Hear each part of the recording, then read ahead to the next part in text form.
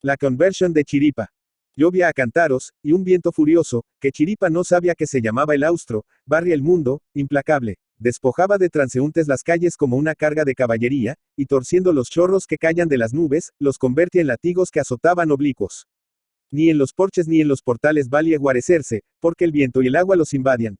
Cada mochuelo se iba a su olivo. Se cerraban puertas con estrepito. Poco a poco se apagaban los ruidos de la ciudad industriosa, y los elementos desencadenados campaban por sus respetos, como ejército que hubiera tomado la plaza por asalto.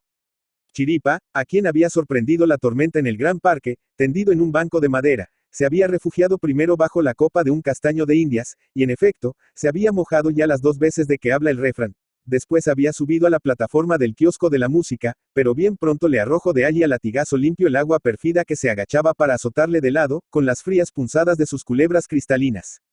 Parecía besarle con lascivia la carne pálida que asomaba aquí y allí entre los remiendos del traje, que se caía a pedazos. El sombrero, duro y viejo, de forma de queso, de un color que hacía dudar si los sombreros podrían tener bilis, porque de negro había venido a dar en amarillento, como si padeciese ictericia, semejaba la fuente de la alcachofa, rodeado de surtidores. Y en cuanto a los pies, calzados con alpargatas que parecían terracota, al levantarse del suelo tenían apariencias de raíces de árbol, semovientes. Sí, parecía Chiripa un misero arbolillo o arbusto, de cuyas cañas mustias y secas pendían miseros harapos puestos a mojarse, o para convertir la planta muerta en espanta, pájaros. Un espanta, pájaros que andaba y corría, huyendo de la intemperie. Tenía Chiripa 40 años, y tampoco había adelantado en su carrera de mozo de cordel, que la tenía casi abandonada, sin ningún género de derechos pasivos. Por eso andaba tan mal de fondos, y por eso aquella misma y trágica mañana le habían echado del infame Saquizami en que dormía. Porque se habían cansado de sus escándalos de trasnochador intemperante que no paga la posada en años y más años. Bueno, pero para ellos, se había dicho Chiripa sin saber lo que decía, y tendiéndose en el banco del paseo público, donde creyó hacer los huesos duros, hasta que vino a desengañarle la furia del cielo. Así como los economistas dicen que la ley del trabajo es la satisfacción de las necesidades con el mínimo esfuerzo, Chiripa, vagamente pensaba que lo del mínimo esfuerzo era lo principal, y que él habían de amoldarse también las necesidades, siendo mínimas. Era muy distraído y bastante borracho, dormía mucho, y como tenía el estómago estropeado le dejaba vivir de ilusiones, de flatos y malos sabores, comida ruin y frío y mucho líquido tinto, y blanco si era aguardiente. Bestia de lo que le dejaban otros miserables por inservible, y con el orgullo de esta parsimonia en los gastos, se creía con derecho a no echar mano a un baúl sino de Pascuas a Ramos y cuando una peseta era absolutamente necesaria. Un día, viendo pasar una manifestación de obreros, a cuyo frente marchaba un estandarte que decía, 8 horas de trabajo, Chiripa, estremeciéndose, pensó. Redios, 8 horas de trabajo, y para eso tiran bombas. Con 8 horas tengo yo para toda la temporada de verano, que es la de más apuro, por los bañistas. En llevando 2 reales en el bolsillo, Chiripa no podía con una maleta, ni apenas tenerse derecho. Pero tenía un valor pasivo, para el hambre y para el frío, que llegaba a heroico. Generalmente andaba taciturno, tristón, y creía, con cierta vanidad, en su mala estrella, que él no llamaba así, tan poéticamente, sino la aporreada. En fin, una barbaridad. Su apodo, Chiripa, el apellido no lo recordaba. El nombre debía de ser Bernardo, aunque no lo juraría, lo tenía desde la remota infancia, sin que él supiera por qué, como no saben los perros porque los llaman Nelson, ni Omuley, si él supiera lo que era sarcasmo por tal tendría su mote, porque sería el hombre menos chiripero del mundo. Ello era que hacia unos 30 años todos de hambre y de frío, eran 3 notabilidades callejeras, especie de mosqueteros de Lampa, Pipa, Chiripa y Pijueta. La historia trágica de Pipa ya sabía Chiripa que había salido en papeles, pero la suya no saldría, porque él había sobrevivido a su gloria. Sus gracias de pillete infantil ya nadie las recordaba. Su fama, que era casi disculpa para sus picardias, había muerto, se había desvanecido, como si los vecinos del pueblo, envejeciendo, se hubieran vuelto malhumorados y no estuvieran para bromas. Ya él mismo se guardaba de disculpar sus malas obras y su holgazanería como gatadas de pillo celebre, como cosas de Chiripa. Bah, el mundo era malo. Y si te vi, no me acuerdo. Veía pasar, ya lleno de canas, a los señoritos que antaño reían sus travesuras y le pagaban sus vicios precoces, pero no se acercaba a pedirles ni un perro chico, porque no querrían ni reconocerle. Que estaba solo en la tierra, bien lo sabía él. A veces se le antojaba que un periódico, o un libro viejo y sobado que oía deletrear a un obrero, hubiera sido para él un buen amigo, pero no sabía leer. No sabía nada. Se arrimaba a la esquina de la plaza, donde otros perdían el tiempo fingiendo esperar trabajo, y oía, silencioso, conversaciones más o menos incoherentes acerca de política o de la cuestión social. Nunca daba su opinión, pero la tenía. La principal era considerar un gran desatino el pedir 8 horas de trabajo. Prefería, a oír disparates, que le leyeran los papeles. Entonces atendía más. Aquello solía estar hilvanado. Pero ni siquiera los de las letras de molde daban en el kit. Todos se quejaban de que se ganaba poco. Todos decían que el jornal no bastaba para las necesidades. Había exageración. Si fueran como él, que vivía casi de nada. O, si él trabajara aquellas 8 horas que los demás pedían como minimum, él no pensaba minimum, por supuesto, se tendría por millonario con lo que entonces ganaría. Todo se volvía a pedir instrumentos de trabajo, tierra, máquinas, capital. Para trabajar, redios con la meña. Otra cosa les faltaba a los pobres que nadie echaba de menos: consideración, respeto, lo que Chiripa, con una palabra que había inventado él para sus meditaciones de filósofo de cordel, llamaba alternancia. ¿Qué era la alternancia? Pues nada. Lo que había predicado Cristo, según había oído algunas veces. Aquel Cristo a quien él solo conocía, no para servirle, sino para llenarle de injurias, sin mala intención, por supuesto, sin pensar en él, por hablar como hablaban los demás, y blasfemar como todos. La alternancia era el trato fino, la entrada libre en todas partes, el vivir mano a mano con los señores y entender de letra, y entrar en el teatro, aunque no se tuviera dinero, lo cual no tenía nada que ver con la gana de ilustrarse y divertirse. La alternancia era no excluir de todos los sitios amenos y calientes y agradables al hombre cubierto de andrajos, solo por los andrajos. Ya que por lo visto iba para largo lo de que todos fuéramos iguales tocante al cunquibus, o sean los cuartos, la moneda, y pudiera cada quisque vestir con decencia y con ropa estrenada en su cuerpo, ya que no había bastante dinero para que a todos les tocase algo. Porque no se establecía la igualdad y la fraternidad en todo lo demás, en lo que podía hacerse sin gastos, como era el llamarse ricos y pobres de tú, y convidarse a una copa, y enseñar cada cual lo que supiera a los pobres, y saludarlos con el sombrero, y dejarles sentarse junto al fuego, y pisar alfombras, y ser diputados y obispos, y en fin, darse la gran vida sin ofender, y hasta lavándose la cara a veces, si los otros tienen ciertos escrúpulos. Eso era la alternancia. Eso había creído el que era el cristianismo y la democracia, y eso debía ser el socialismo. Como ello mismo lo decía. Cosa de sociedad, de trato, de juntarse. Alternancia. Salió del kiosco de la música a escape, hecho una sopa, echando chispas contra el fundador de la alternancia y contra su padre, y se metió en la población en busca de mejor albergue. Pero todo estaba cerrado. A lo menos cerrado para él. Pasó junto a un café, no osó entrar. Aquello era público, pero a Chiripa le echarían los mozos en cuanto advirtiesen que iba tan sucio, tan harapiento que daba lástima, y que no iba a hacer el menor gasto. A un mozo de cordel en activo le dejarían entrar, pero a él, que estaba reducido a la categoría de pordiosero honorario, porque no pedía limosna, aunque el uniforme era de eso, a él le echarían poco menos que a palos. Lo sabía por experiencia. Paso junto al gobierno de provincia, donde estaba la prevención. Aquí me admitirían si estuviera borracho, pero en mi sano juicio y sin alguna fechoría, de ningún modo. No sabía Chiripa que era todo lo demás que había en aquel caserón tan grande. Para el todo era prevención. Cosas para prender, o echar multas, o tallar a los chicos y llevarlos a la guerra. Paso junto a la universidad, en cuyo claustro se paseaban, mientras duraba la tormenta, algunos magistrados que no tenían que hacer en la audiencia. No se le ocurrió entrar allí. Él no sabía leer siquiera, y allí dentro todos eran sabios. También le echarían los porteros.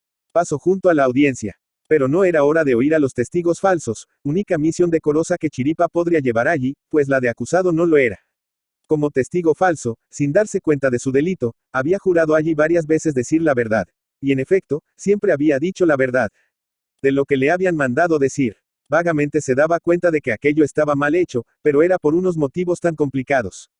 Además, cuando señoritos como el abogado, y el escribano, y el procurador, y el ricacho le venían a pedir su testimonio, no sería la cosa tan mala, pues en todo el pueblo pasaban por caballeros los que le mandaban declarar lo que, después de todo, sería cierto cuando ellos lo decían.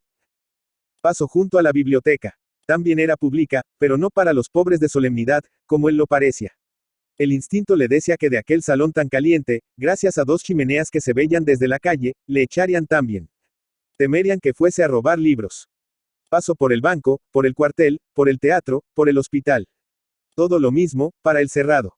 En todas partes había hombres con gorra de galones, para eso, para no dejar entrar a los chiripas. En las tiendas podía entrar, a condición de salir inmediatamente, en cuanto se averiguaba que no tenía que comprar cosa alguna, y eso que todas le faltaban. En las tabernas, algo por el estilo. Ni en las tabernas había para el alternancia.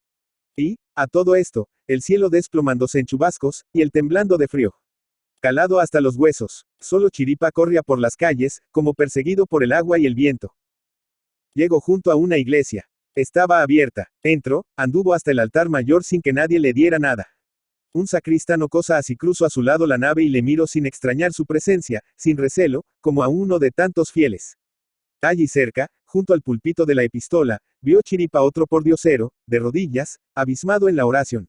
Era un viejo de barba blanca que suspiraba y tosía mucho. El templo resonaba con los chasquidos de la tos, cosa triste, molesta, que debía de importunar a los demás devotos esparcidos por naves y capillas. Pero nadie protestaba, nadie paraba mientes en aquello. Comparada con la calle, la iglesia estaba templada. Chiripa empezó a sentirse menos mal. Entró en una capilla y se sentó en un banco. Olía bien. Era incienso, o cera, o todo junto y más. Olía a recuerdos de chico. El chisporroteo de las velas tenía algo de hogar. Los santos quietos, tranquilos, que le miraban con dulzura, le eran simpáticos. Un obispo con un sombrero de pastor en la mano, parecía saludarle, diciendo, bienvenido, Chiripa. Él, en justo pago, intentó santiguarse, pero no supo. No sabía nada. Cuando la oscuridad de la capilla se fue aclarando a sus ojos, ya acostumbrados a la penumbra, distinguió el grupo de mujeres que en un rincón arrodilladas formaban corro junto a un confesionario. De vez en cuando un bulto negro se separaba del grupo y se acercaba al armatoste, del cual se apartaba otro bulto semejante. Ahí dentro habrá un carca, pensó Chiripa, sin ánimo de ofender al clero, creyendo sinceramente que un carca valía tanto como un sacerdote. Le iba gustando aquello, pero qué paciencia necesitaba aquel señor, para aguantar tanto tiempo dentro del armario. ¿Cuánto cobraría por aquello? Por de pronto nada, las beatas se iban sin pagar. Y nada, a él no le echaban de allí. Cuando la capilla fue quedando más despejada, pues las beatas que despachaban, a poco salían, Chiripa notó que las que aún quedaban, se fijaban en su presencia. Si estaré faltando, pensó, y por si acaso, se puso de rodillas. El ruido que hizo sobre la tarima llamó la atención del confesor, que asomó la cabeza por la portezuela que tenía delante y miró con atención a Chiripa. Iría a echarle, nada de eso. En cuanto el cura despachó a la penitente que tenía al otro lado del ventanillo con celosias, se asomó otra vez a la portezuela y con la mano hizo seña a Chiripa. Es a mí, pensó el ex mozo de cordel. A él era. Se puso colorado, cosa extraordinaria. Tiene gracia, se dijo, pero con gran satisfacción, esponjándose. Le llamaban a él creyendo que iba a confesarse, y le hacían pasar delante de las señoritas aquellas que estaban formando cola. Cuánto honor para un Chiripa. En la vida le habían tratado así. El cura insistió en su gesto, creyendo que Chiripa no lo notaba. ¿Por qué no? Se dijo el perdiz. Por probar de todo. Aquí no es como en el ayuntamiento, donde yo quería que me diesen voto, para ver lo que era eso del sufragio, y resultó que aunque era para todos, para mí no era, no sé por qué tiquis, miquis del padrón o su madre. Y se levantó, y se fue a arrodillar en el sitio que dejaba libre la penitente. Por ahí, no, por aquí, dijo el sacerdote haciendo arrodillarse a Chiripa delante de sus rodillas. El miserable sintió una cosa extraña en el pecho y calor en las mejillas, entre vergüenza y desconocida ternura. Hijo mío, rece usted el acto de contrición. No lo sé, contestó Chiripa humilde, comprendiendo que allí había que decir la verdad. Verdadera, no como en la audiencia. Además, aquello del hijo mío le había llegado al alma, y había que tomar la cosa en serio. El cura le fue ayudando a recitar el Señor mío Jesucristo. ¿Cuánto tiempo hace que no se ha confesado? Pues, toda la vida. ¿Cómo? Que nunca. Era un monte virgen de impiedad inconsciente. No tenía más que el bautismo. A la confirmación no había llegado. Nadie se había cuidado de su salvación, y él solo había atendido, y mal, a no morirse de hambre. El cura, varón prudente y piadoso, le fue guiando y enseñando lo que podía en tan breve término.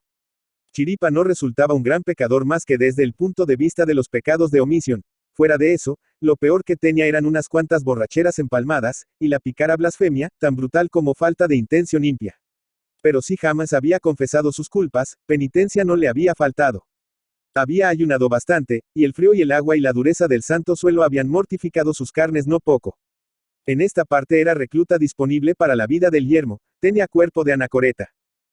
Poco a poco el corazón de Chiripa fue tomando parte en aquella conversión que el clérigo tan en serio y con toda buena fe procuraba. El corazón se convertía mucho mejor que la cabeza, que era muy dura y no entendía. El clérigo le hacía repetir protestas de fe, de adhesión a la iglesia, y Chiripa lo hacía todo de buen grado. Pero quiso el cura algo más, que él espontáneamente expresara a su modo lo que sentía, su amor y fidelidad a la religión en cuyo seno se le albergaba. Entonces Chiripa, después de pensarlo, exclamó como inspirado. ¡Viva Carlos VII! No, hombre, no es eso. No tanto, dijo el confesor sonriendo. Como a los carcas los llaman clerofobos. Tampoco, hombre. Bueno, a los curas. En fin, aplazando las cuestiones de pura forma y lenguaje, se convino en que Chiripa seguiría las lecciones del nuevo amigo, en aquel templo que había estado abierto para él cuando se le cerraban todas las puertas, allí donde se había librado de los latigazos del aire y del agua. ¿Con qué te has hecho monago, Chiripa? Le decían otros hambrientos, burlándose de la seriedad con que, días y días, seguía tomando su conversión el pobre diablo. Y Chiripa contestaba. Sí, no me avergüenzo. Me he pasado a la iglesia, porque allí a lo menos hay alternancia. Leopoldo Alas, Clarín. Leopoldo García, Alas y Ureña, Clarín, Zamora, 25 de abril de 1852, Oviedo, 13 de junio de 1901, fue un escritor español. En marzo de 1875, Antonio Sánchez Pérez, no se conoce su biografía, fundó un periódico con el nombre de El Solfeo. El 5 de julio entraron en su redacción unos cuantos jóvenes, entre ellos Leopoldo Alas. El periódico pasó totalmente desapercibido y ni siquiera fue nombrado por los cronistas de la época. Su director quiso que sus colaboradores tomaran como seudónimo el nombre de un instrumento musical y así fue como Leopoldo eligió el Clarín, que a partir de ahí sería el alias con que firmaría todos sus artículos. La columna donde escribía tenía el título de Azotacalles de Madrid, apuntes en la pared. El 2 de octubre de 1875, el escritor firmó por primera vez como Clarín, inaugurando el espacio con el verso que el lector puede ver a continuación. De esta forma Leopoldo Alas entró en la vida literaria de la época y desde su columna empezó a lanzar duras críticas llenas de ironía contra la clase política de la Restauración. Durante los ratos libres que le dejara la cátedra de la universidad, Clarín escribía artículos para los periódicos El Globo, La Ilustración y Madrid Cómico. Envía a los periódicos del Imparcial y Madrid Cómico sus paliques, satíricos y mordaces que le proporcionaran algunos enemigos adicionales. En 1881 se publicó el libro Solos de Clarín, que recoge los artículos de crítica literaria. El prólogo es de Echegaray. Ese mismo año, en el mes de octubre publicó en la Ilustración gallega y asturiana el artículo, La Universidad de Oviedo, en el que hace un elogio al claustro restaurado y formado por los profesores Builla, Aramburu y Díaz Ordóñez, entre otros. A los 31 años de edad escribe Clarín su obra maestra La Regenta. En junio de 1885 salió a la calle el segundo volumen de esta composición del arte literario. En 1886 se edita su primer libro de cuentos con el título de Pipa.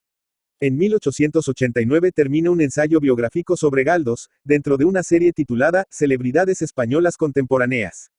A finales de junio de 1891, el editor Fernando Fe saca a la luz la segunda novela larga de Clarín, Su único hijo. En 1892 Clarín pasa por una crisis de personalidad y religiosa en que, según sus palabras, trata de encontrar a su yo y a Dios. Poco después dejó reflejar dicha crisis en su cuento Cambio de Luz, cuyo protagonista Jorge Arial representa al autor y sus preocupaciones, sus dudas religiosas y su escepticismo filosófico. Clarín define a este personaje como místico vergonzante. En esta época también colabora con la revista Los Madriles.